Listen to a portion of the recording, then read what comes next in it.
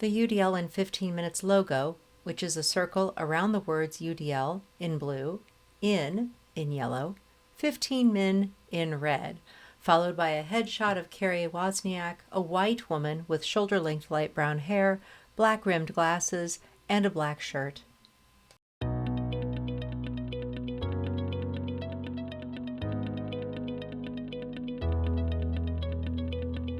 Hello, and welcome to UDL in 15 Minutes, where educators discuss their experiences with UDL. I'm Louie Lord Nelson, UDL author and leader. This episode kicks off a special series about UDL implementation at Fraser Public Schools. Today, I'm talking with Carrie Wozniak, who's the superintendent of Fraser Public Schools in Fraser, Michigan. Today, Carrie is going to share how UDL has shaped their portrait of a graduate and their strategic plan. Hi, Carrie. It's wonderful to talk with you. Thank you. I'm super excited to have this opportunity today. Oh, awesome. So before we get going about this exciting topic, can you tell us a bit about your background and your own journey with UDL? Absolutely. I'm very fortunate. I've been doing a lot of work with Universal Design for Learning for many, many years. Before I became the superintendent in Fraser, which I'm going into my fourth year right now, I was the assistant superintendent for curriculum and instruction in the same district. And I had that position for 7 years. And prior to that, I worked at an ISD. And that's really where I got my, I want to say, feet wet with UDL and really began to dig into this work at our county ISD, which was wonderful. I had a great team, and we did some initial professional development throughout the county. And then when I went back to a local as the assistant superintendent, I really had an opportunity to do more of a systemic or strategic, I want to say, approach to implementing UDL. Nice. And since I've got listeners from all over the world, could you explain what an ISD is? A map showing the 21 local districts of Macomb County. Absolutely. In Macomb County, we have, and I'm in Michigan, it services 21 local districts. They all vary in size. Some are really large. We have one of the second largest school districts in our county, and then some are rather small. And I had the opportunity to work with all 21 school districts with different initiatives. And one of the pieces we really focused in on was Universal Design for Learning. Nice, nice. So the I stands for intermediate or intermediary? Intermediate school district. Got it. Okay. The Fraser Public Schools homepage with a photo of a winning all-girls academic team. So, when did UDL begin in Fraser and how did it get started? Well, we were one of the first districts to go 1-to-1. When I had arrived there, we were planning for that. And we really believed we needed a strong instructional framework to get that off the ground. So, as we began planning for that 1-to-1 implementation, we did a lot of work around the framework. And obviously, 11 years ago, the framework was a lot different than it is today. But it really helped us talk about the importance of thinking and planning your instruction versus just relying so heavily on the technology. We wanted to make sure we were cognizant of it being a tool. And it was really all about good design. And this technology that we were bringing into our district wasn't going to drive everything we did. It was going to be really what we like to say an enhancement. We wanted to make sure that the teacher and the student relationships were still at the center of our work. So that really helped us to begin that work. And I really believe that all districts need an instructional framework that I like to say, keep as their plate. And then you think about what you're putting on the plate after that. So we always talk about UDL being our plate, and we try to work from that point. Yeah, it gives it a focus and, like you were saying, a place to put things or a place, a location to center your thinking. So I love that UDL is the plate. It's a great image. So your district then has those two big directives that I talked about in the introduction. So one is called Portrait of a Graduate, and the other is the Strategic Plan. And both are shaped by UDL. So how has UDL come into play? What's the background there? A portrait of a graduate slide cover. A graduate cap hovers over a circle with two hands shaking. The 6 goals are represented by 6 icons. The words Portrait of a Graduate are across the top, and Designing Learning for All is across the bottom. Yeah, that's a great question. I always talk about the fact that when you're doing any kind of systematic implementation of anything, you really have to have structures and policies in place and a culture that supports that framework.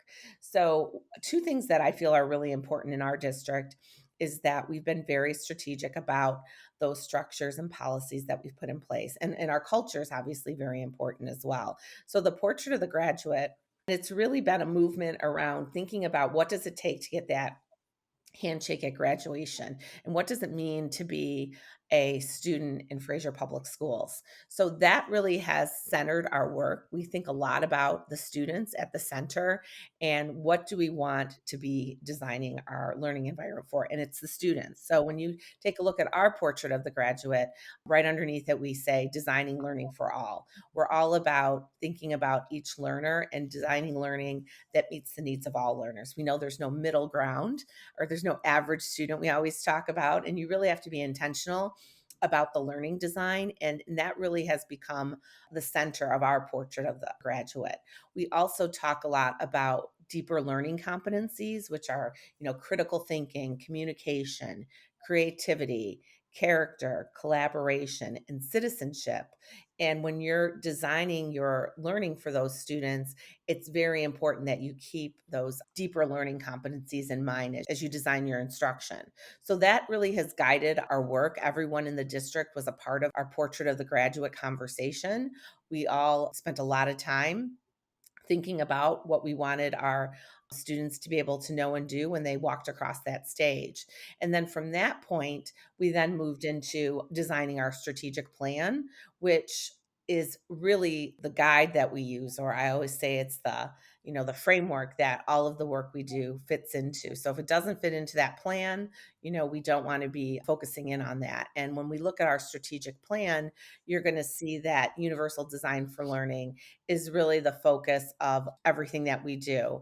It's our teaching practices, it's how we think about our learning partnerships with students, with the community, with staff.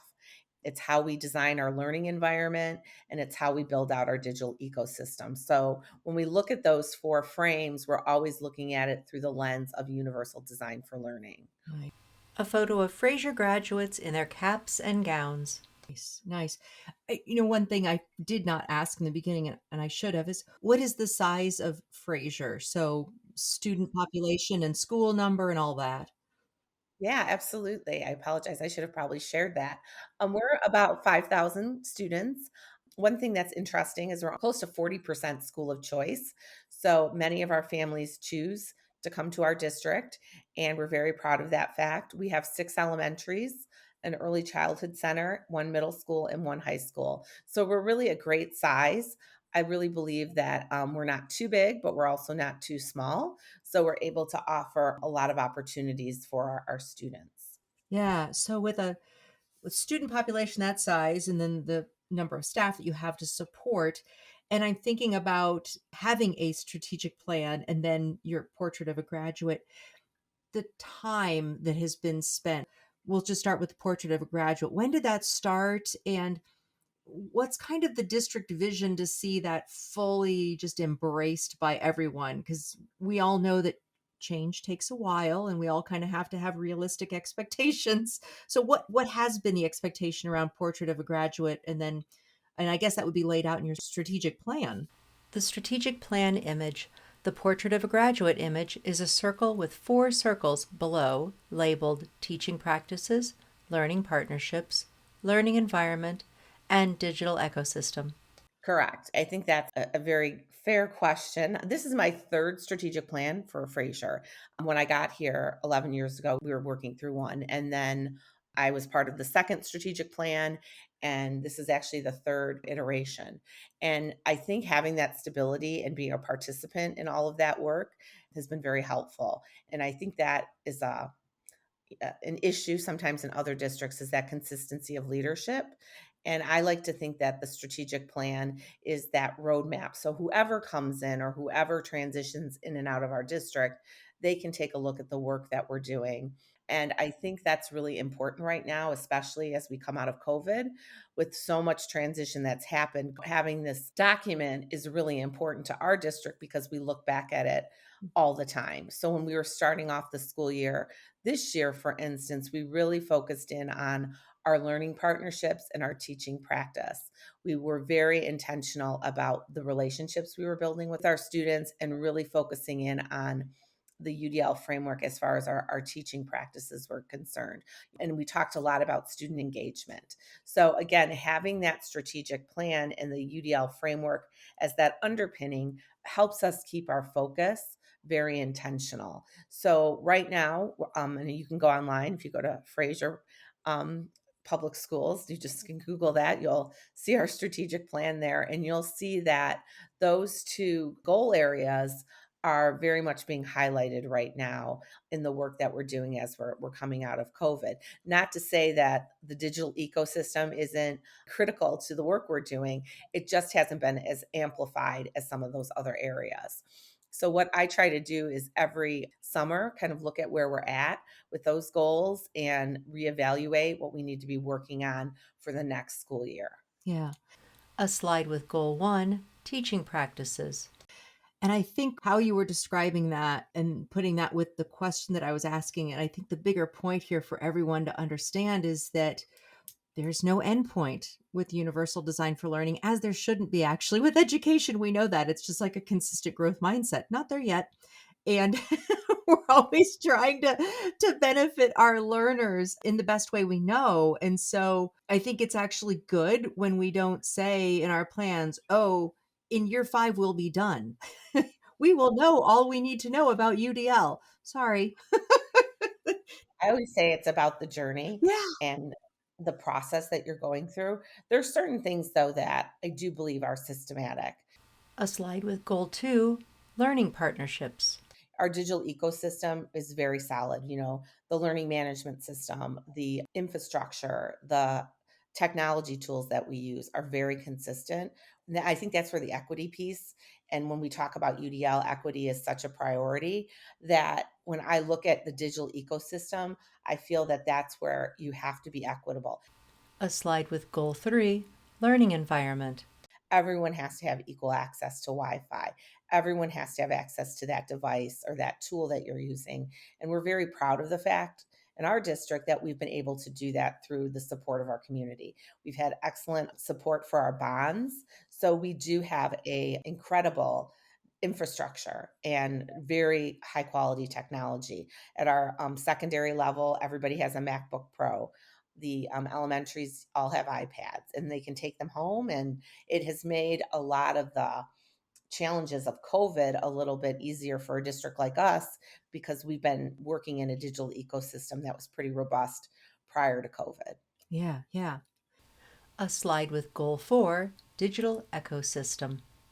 So I have it's probably a last question because I'm sure you're going to have quite a bit to say about this, but we have focused obviously on the instructional side of your work, which is incredibly important as a superintendent, but you also have a business side of your world.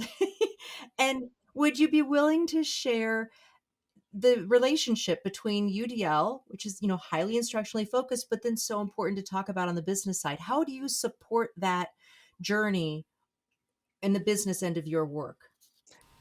A slide with the 6 C's of deeper learning competencies.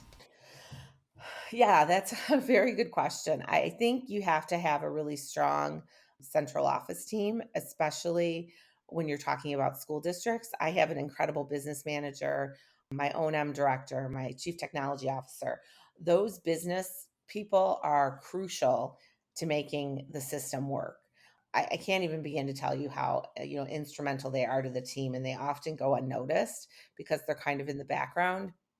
And I think what's been very interesting on the kind of the business end of things, when you think about UDL and you think about classroom redesign, that's going into furniture and purchasing and redesigning classrooms, and that gets really expensive. And we've done a lot with being kind of intentional with cohorting things. So we've recently redesigned all of our elementaries K-6. with flexible furniture and making sure all the classrooms really have just redesigned. It's been kind of like one of those extreme makeover experiences in our elementaries, but we did it in a cohort model. So next year will be year 4, and it's taken us 4 years to really transition all of those buildings. And that's the important piece, is staying the course, having a plan, and financially planning for each cohort. And it allowed us to do that in a very responsible way. So when you look at schools and the limited finances we often see ourselves with, you have to be really strategic about things, and you don't always do them all at one time. It requires some planning, and it also requires the patience to follow through on that work.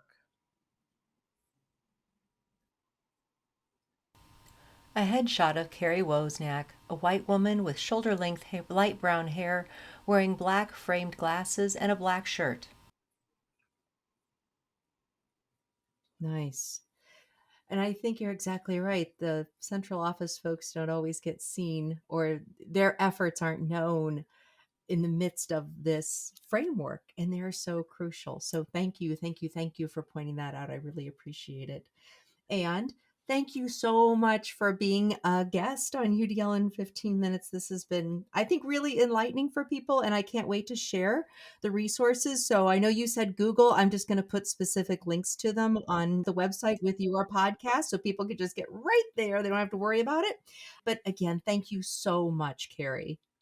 Absolutely. Thank you. The UDL in 15 minutes logo, a circle around the words UDL in blue, the in word in yellow, and 15 min in red. So, for those listening to this podcast, you can find supplemental materials like an image montage with closed captioning, that montage with audio descriptions, a transcript, and an associated blog at my website, which is the udlapproach.com/podcasts. And finally, if you have a story to share about UDL implementation for UDL in 15 minutes, contact me through the udlapproach.com. And thanks to everyone for your work in revolutionizing education through UDL and making it our goal to develop expert learners.